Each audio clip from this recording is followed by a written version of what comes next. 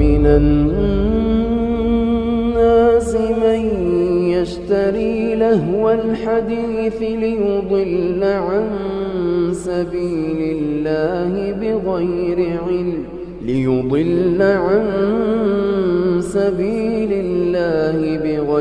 علم ويتخذها هزوا أولئك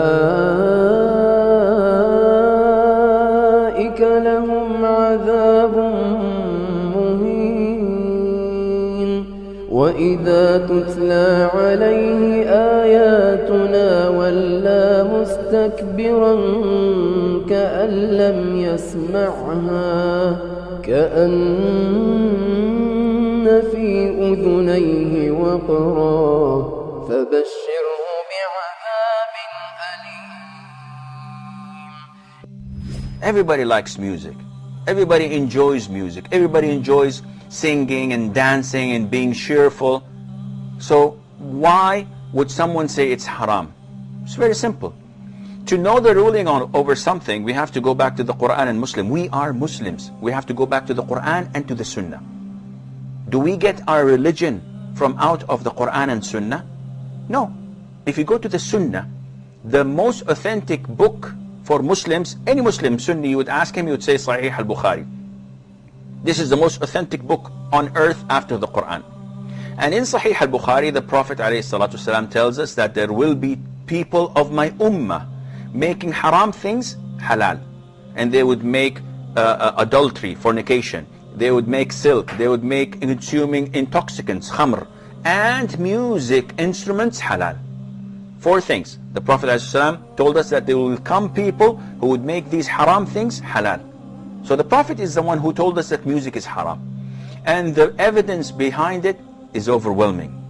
There is no scholar on earth, Muslim scholar, that allows you to listen to Beyonce and Madonna and Michael Jackson and those. That is completely out because, number one, it's dirty, it's filthy, the lyrics are horrible, terrible. They encourage you to move your body and to shake your thing, as they say. May Allah forgive us, really.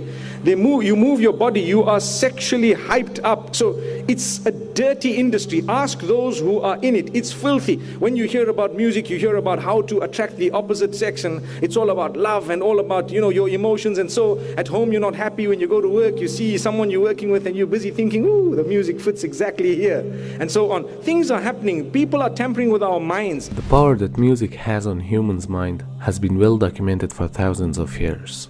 Hundreds of scientific studies have proven that music can have a profound effect on human emotions, sensory perceptions, and behavior.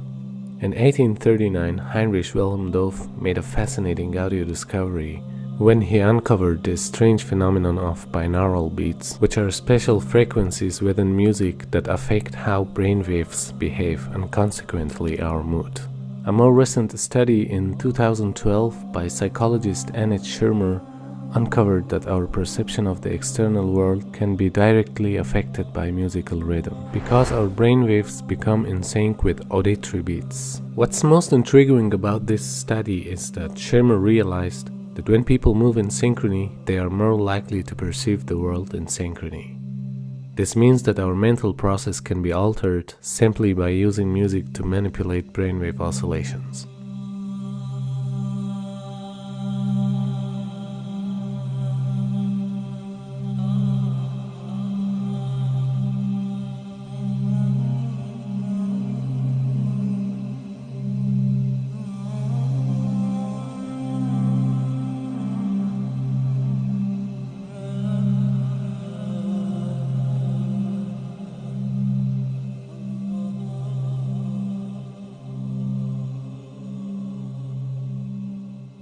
Music touches the limbic system, or the emotional system of our brain, which actually, though slower than other parts, can overwhelm all of the other parts. Think about how we lose our mind when we fall in love. And we literally do, because of the power of the emotion. That being said, the music system has been very unresponsive even to industry-applied ratings. All that they had been willing to do was to put parental advisory on the outside of CDs. They would not print lyrics in a visible place. This is complicated by the fact that the Federal Communication Commission has strict limits on what can be broadcast over the air. And historically, the way popular music has been sold is through airplay. We can't expect a system to be put together that will perfectly protect us. We need to protect ourselves. We need to be aware that these media change us and affect us. And we need to actively understand what they're doing, how they're doing, and make choices of whether we want that to be done to us. I think nowadays music is probably one of the easiest means to lose your moral sense. Music is audio pornography today. That's what it is. It's explicit, it's shameless, it's vulgar, it takes your sense of humanity away from you, it makes you look at women as objects, worse than objects, worse than animals. And these people are talking about women like they're talking about, an animal, really. And when you constantly, listen to garbage like that, then you get deviated. And you don't find pleasure except in disobedience to Allah, and that's a sign of a sick heart.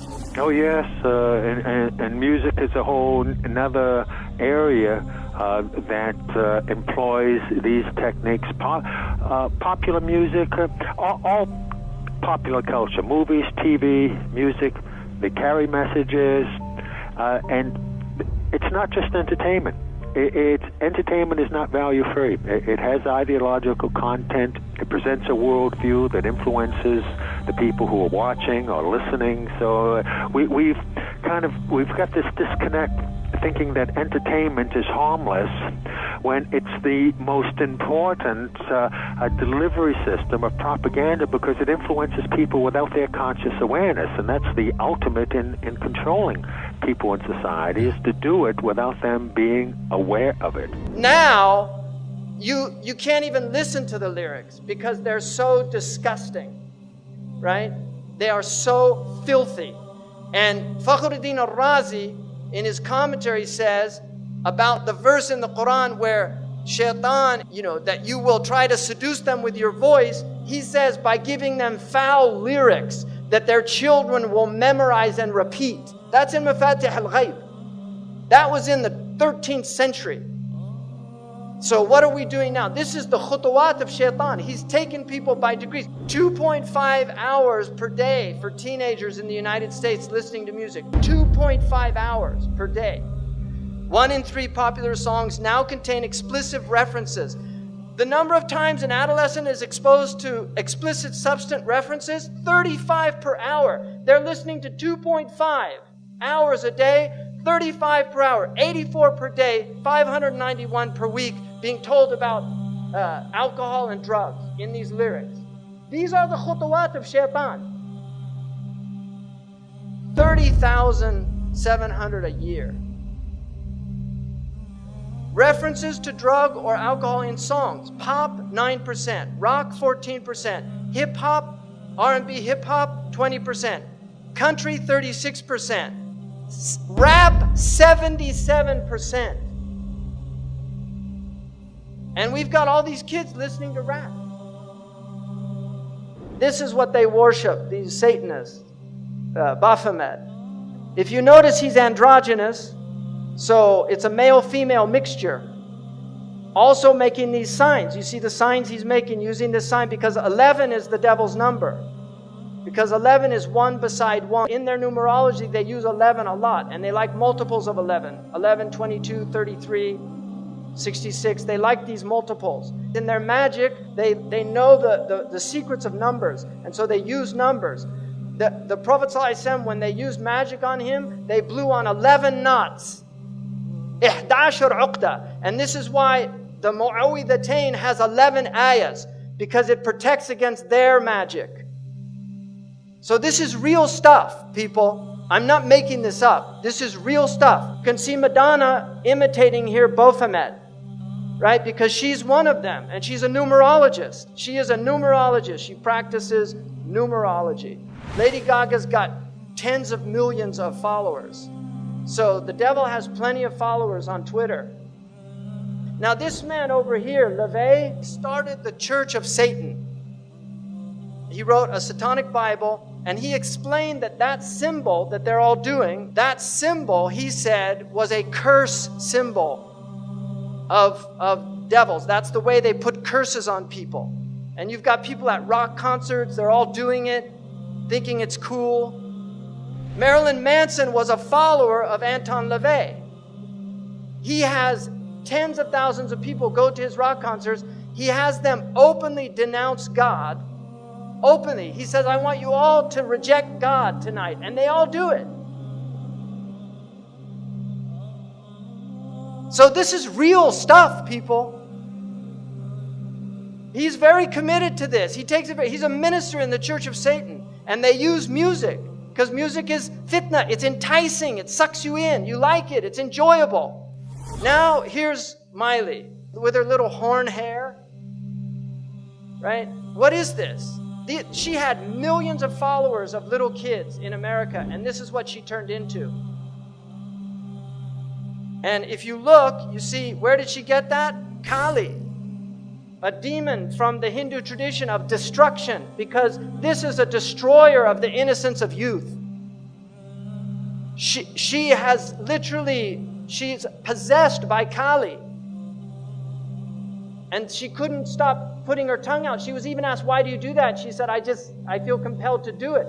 Because this is who's really moving things around, Kali, a demon. If you notice, they use also backwards. It's haram to recite the Quran backwards. This is well known because in magic, they recite things backwards. Aleister Crowley taught them to learn how to talk backwards. John Lennon actually knew how to speak backwards. There's recordings of him speaking backwards. And they do backmasking on their albums where they actually play things in reverse. Led Zeppelin, followers of Aleister Crowley, did this on one of their albums. So you're getting literally magical messages.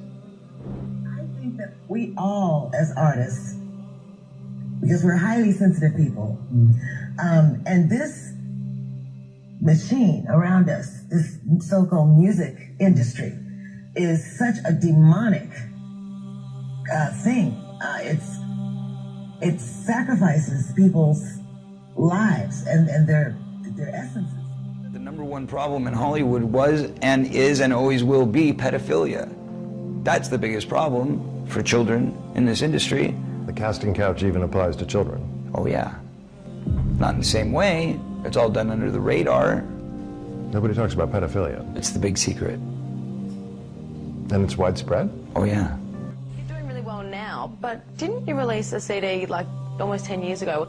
Yeah, I mean, I released a gospel record when I was 15 because I grew up in, a household where all I ever did was listen to gospel music, and my parents are both traveling ministers, and so I kind of sang about, what was going on in my life at 15, and that's how I got introduced to the music industry. Because I swear I wanted to be like the Amy Grant of music. Yeah. But it didn't work out, and so I sold my soul to the devil. I sold my soul to the devil. I know it's a crack deal.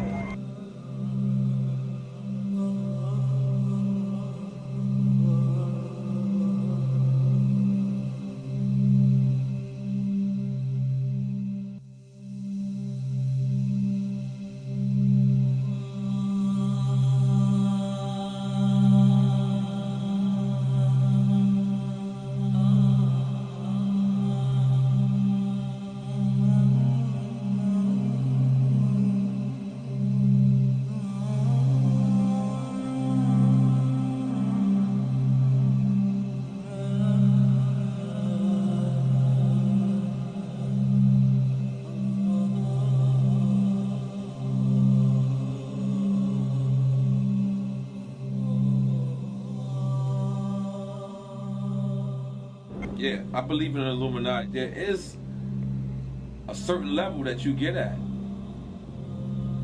that you can't go no further unless you're aware of certain things. And I'll leave it at that. You know what I'm saying? There's a certain level that you get to, that there's a door that you have to walk through. And it's on you to walk through that door. And once you walk through that door, it's no coming. If your ultimate goal is to be famous, then you're gonna do a lot to get there, like sign your name in blood in a contract with the devil. Like you're gonna end up on a one-way street and it's going nowhere. Like that's just the truth. I've seen so many people like forsake their moral code and their value systems just for a little bit of fame, and it's not worth it at the end of the day. It's really not worth it. I swear to Lucifer. I swear to Lucifer.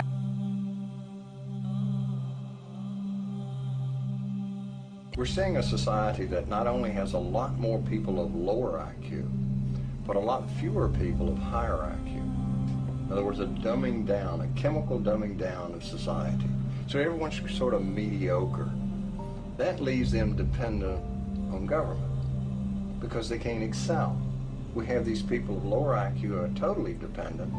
Then we have this mass of people who are going to believe anything they're told because they can't really think clearly. And very few people of very high IQ who have good cognitive function who can figure this all out. And that's what they want. So, you know, you can kind of piece it together as to why they are so insistent in spending so many hundreds of millions of dollars of propaganda money to dumb down society. Now you see in the West, people listen to music all the time. They're always plugged in. They get in their car, they turn on the music. They walk, they put in their earphones and they listen to their music, and people have long playlists. They spend a lot of money on these things, and so they're lost. They don't have free time to think anymore because their lives are filled with sound. So the demons have immense tools that they've never had before, and they're using them very effectively.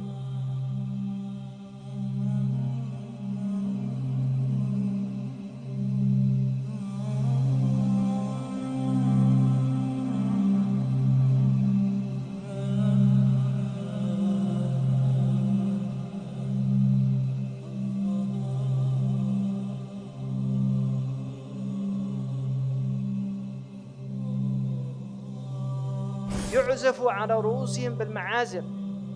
Musical instruments will be on their heads. How did he know about that? That's what it says. I didn't make that up. It says they'll have ma'azif على رؤوسهم ma'azif. On their heads are musical instruments. Who would have known what that meant at the time of our Prophet ﷺ? But now we see it, all these people everywhere. Your mind is filled with their thoughts. You're not even yourself anymore. You're listening to Rihanna or Madonna or Haifa Wahbi or whoever the latest fashionable singer is. أعوذ بالله من الشيطان الرجيم. اللهم بلغ. اللهم بلغ. اللهم بلغ.